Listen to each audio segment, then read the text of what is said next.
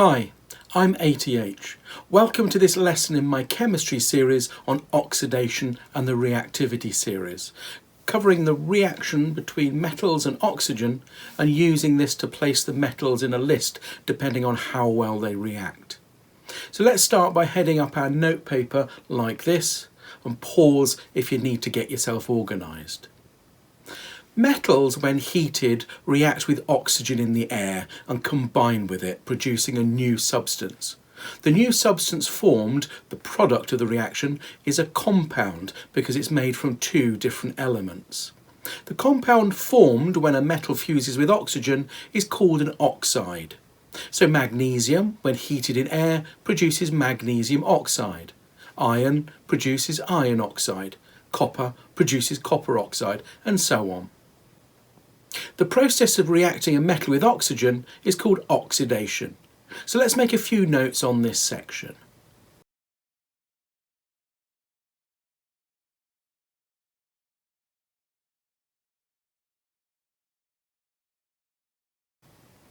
So metals, when heated, react with oxygen in the air and combine with it, producing a new substance. Let's have a look at a few of these oxidation reactions in the lab. For each of the reactions, make a note of how well the metal reacts with oxygen. How quickly does the reaction proceed once started? Does it produce much heat or light? How vigorous is the reaction? Like this, leave a couple of lines between each one. And afterwards, we're going to use your notes to place the metals in a league table or series according to how well they react.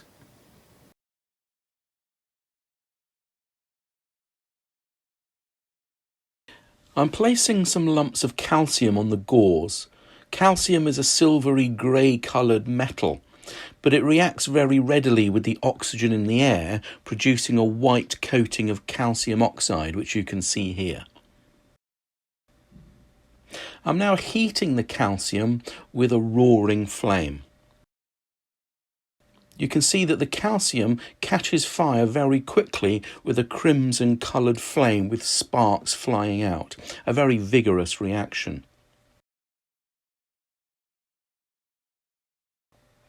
This is a pot of iron filings. When sprinkled into a roaring flame, you can see orange sparks like a sparkler flying out. The iron filings become coated in black iron oxide.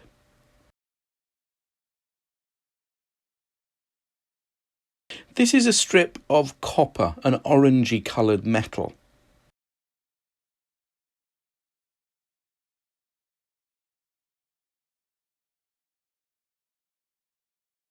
When heated, it produces a black coating of copper oxide on the outside.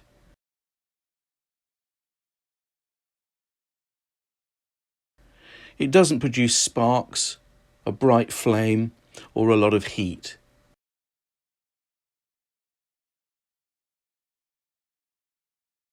This is a strip of silver-coloured magnesium.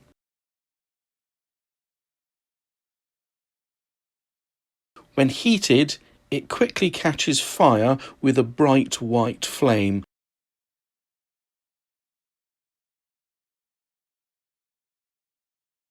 Leaving behind magnesium oxide, a white powder.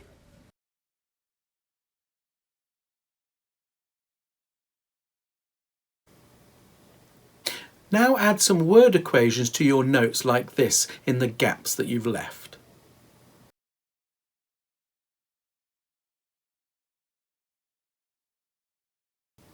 Have a look at your notes of the reactions that we looked at. Use these to make a list of metals in order from the one you think is the most reactive, the one that reacted most dramatically, to the least reactive.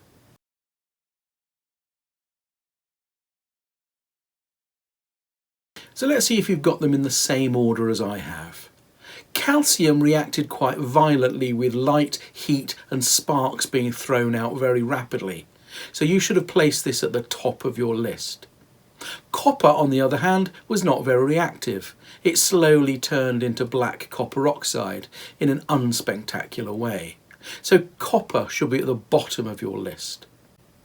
Magnesium was spectacular, but no sparks thrown out like calcium. So magnesium isn't quite as reactive as calcium, so it should be second on your list.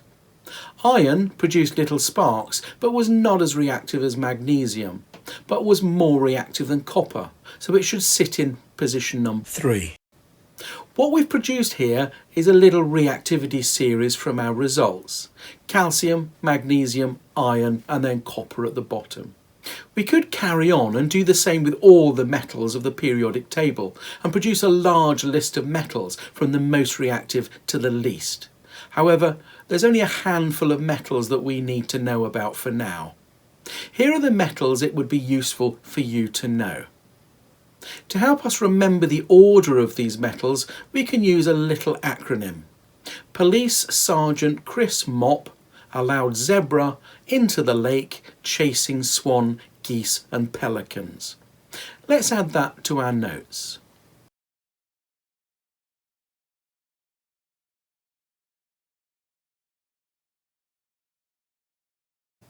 So at the top of our reactivity series, we have the reactive metals potassium, sodium, calcium and magnesium.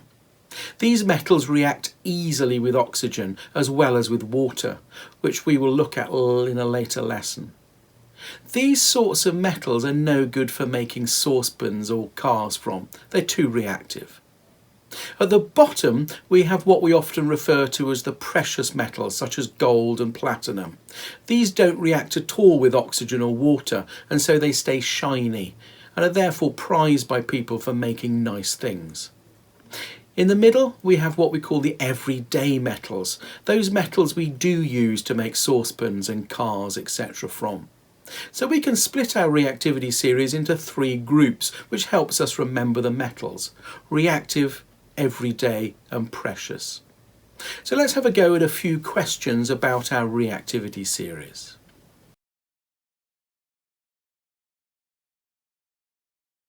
Let's see how you got on. So question 1. What is meant by the term oxidation? So oxidation is a reaction where oxygen is added to an element. So 2 marks for getting the detail there. Question 2. Write a word equation for zinc heated in air. So that should be zinc plus oxygen goes to, with heat on the arrow, zinc oxide. So 4 marks there, 1 for zinc, 1 for oxygen, 1 for the heat on the arrow, and then zinc oxide. Question 3. When calcium is heated in air, it produces a white powder. What is this new chemical? So the new chemical will be calcium oxide for 1 mark. Number 4. Name the top 3 reactive metals in our reactivity series. So that will be potassium, sodium and calcium for 3 marks. Question 5. Name the 3 bottom metals in our series with their group name. So silver, gold and platinum, and then precious metals. So 4 marks, 1 for each there. Question 6. If you place magnesium oxide in universal indicator, what colour would it turn? Well, magnesium oxide is a metal oxide, so it's alkaline, so in universal indicator it would be blue or possibly purple for 1 mark. If you struggled with that, then that was because it's referring to 2 other topics. So firstly, in our metals series, the properties of metals covered in lesson 1. If you didn't know that oxides of metals were alkaline, it might be worth having a look back at that. And then universal indicator colours is in our pH section, our acids and alkalis section. Question 7. If you heated magnesium in a gas jar of 100% oxygen instead of the air, what difference would you notice? Well, air's only got 21% oxygen. If you did it 100% oxygen, then the reaction would take hold faster, it would be far hotter, and it would be brighter. So 2 marks for 2 of those. So that gives you a total of 17 marks there.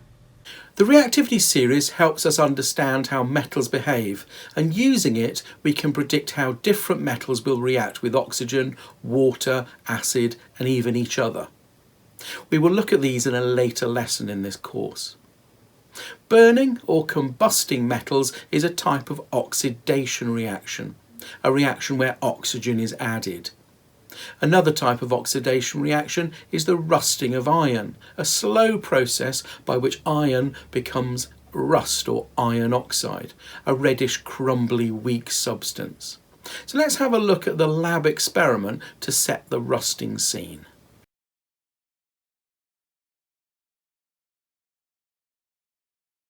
Here we have some new iron nails. There's no rust on them and no dirt on them. So I'm taking a clean, fresh nail and popping it into a test tube and just adding a little bit of water so it's about halfway up the nail. So this nail is exposed to air and water.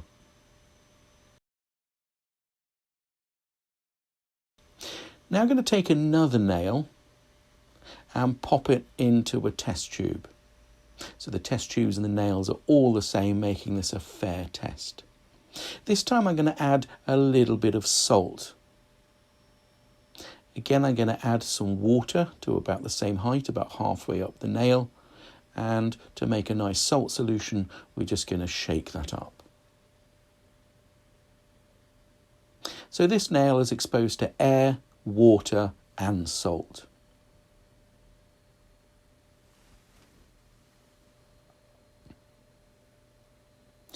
In our third test tube, we're going to add some anhydrous copper sulfate. That's copper sulfate without any water in, which is a white powder. We're now going to add our third nail. What the anhydrous copper sulfate will do is absorb up any water that's in the air in the tube. And I'm just popping a bung in the top to stop any more water getting in. So the third nail is exposed to air, but no water. Our fourth nail, going to pop that in the tube there, we're going to add some boiled water. Now when you boil water, the air dissolved in the water comes out of solution. So freshly boiled water like this has got no oxygen dissolved in it at all. So I'm completely covering the nail with boiling water. To stop any more air dissolving in the water once it cools, I'm adding a layer of oil. The oil will just stop the oxygen going back into solution. Also going to add a bung into the top, again to make sure no more air is entering the tube. So this fourth nail has got water but no oxygen. So let's just recap. Our first nail has got water and oxygen. The second has got water, oxygen and some salt. Our third one has got oxygen but no water. And our last one has got water but no oxygen. So we're going to leave these for a few days and see what happens. So if we look at our first tube, the one with oxygen and water, we can see that it's rusted at the bottom and a lot of rust has gone in and made the water an orangey colour. So the first tube has rusted. Just going to look at the second tube, which is exactly the same, oxygen, water, but this time we had salt, and you can see there's a lot more rust gone on there. We've got lots of rust sitting at the bottom, the nail has rusted to the top, and there's a layer of rust also floating on the water. So that's rusted even more than the first nail. The third one, where we had oxygen but no water, there's no rust in that tube at all, it's completely clean. Our last tube, which is the tube which has got water but no oxygen, again you can see that the nail is completely clear of rust. It hasn't rusted at all. So in conclusion, oxygen and water makes our nail rust. If there's no water, it won't rust. And if there's no oxygen, it won't rust. So that shows that you need both water and oxygen in order to rust. And our second tube proves that if you add salt, then it will rust even more. That is an important experiment that demonstrates that in order to rust, iron requires both air and water. So for today's joke, what did the robot have written on his gravestone?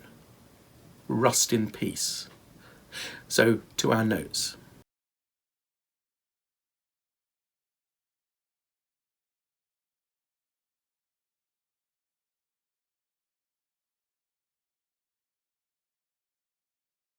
Iron or steel is relatively cheap and plentiful, as well as very strong, so we use it for all sorts of jobs, including making cars, ships and bridges. But it does have this issue of rusting. So iron needs to be protected from rusting. Iron is protected from rust in a variety of ways. Plastic can be coated on the iron, for example when using it for fencing. The plastic keeps the air and the water away from the metal. The most common way of protecting iron from rusting is by painting it. The paint acts as a protective barrier against air and water, as long as it doesn't get chipped or scratched. Sometimes plastic and paint can't be used, for example on a bicycle chain. The rubbing of the chain against the cogs would very quickly strip the plastic or the paint off. So for bike chains we use oil. The oil sticks to the iron and stops the air and water again from getting to the iron. However, the oil does slowly come off and needs replenishing from time to time. Sometimes iron is coated with the metal zinc, which is called galvanizing. Galvanized iron has a crystal-looking layer on it. The zinc reacts with air, making zinc oxide, which acts as an air-water barrier. Let's make a note about rust prevention and then have a go at some multiple choice questions to demonstrate our understanding of this topic, and then tackle an exam-style question to show that we can apply that understanding.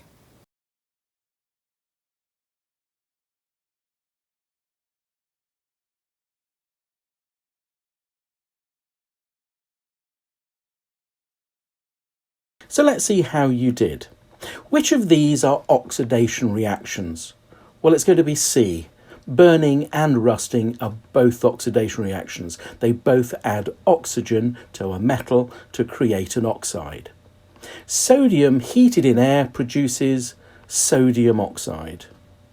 Which of these is higher in the reactivity series? So copper is an everyday metal, silver is a precious metal, but magnesium's a reactive metal, so magnesium is the highest, so the answer is B. In order for iron to rust, there needs to be both air and water, so again the answer is B. With salt in C and D, yes, salt will actually increase the amount of rusting, but you can rust without salt being present. Which is the chemical name for rust? Rust is iron oxide. Which is the best way to protect a ship from rusting? So the answer there is paint. We can't really use plastic or oil.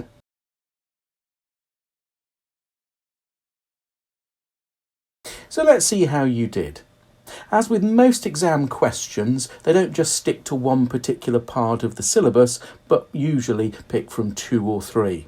So here we have a question on oxidation, but also it covers a little bit of metal properties. So if you struggled with that a little bit, it might be worth going to have a look at metals 1 in this course on what are metals.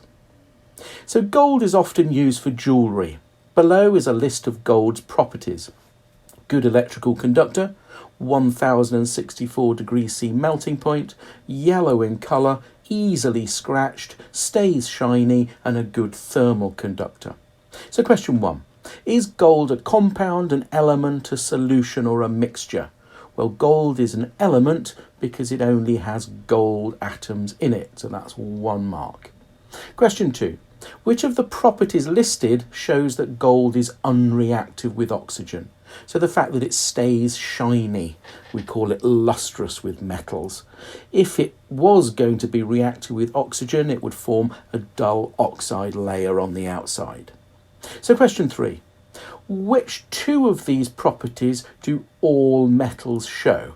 So electrical conductor for 1 mark and thermal conductor for the second. Question 4. How can iron be separated from gold in a mixture of the 2? Well, iron is magnetic, gold isn't, so we could use a magnet. So 2 marks for the detail there. Question 5. Which 2 substances need to be present in order for iron to rust? So that's oxygen and water for 2 marks. You could have put air, but air's a mixture rather than a substance. You have to be slightly careful with the terminology there. Question 6. Iron objects found underground do not rust as much as if they're left above ground. Why is this? So underground, the iron is going to be exposed to water, but it's going to be exposed to less oxygen. So the less oxygen there is, the slower the rusting reaction. So 2 marks there again for the detail. So a total of 10. I hope you did well there. Remember, you can always go through this video again or use it later on for revision. Thank you for learning. Take care and see you again soon.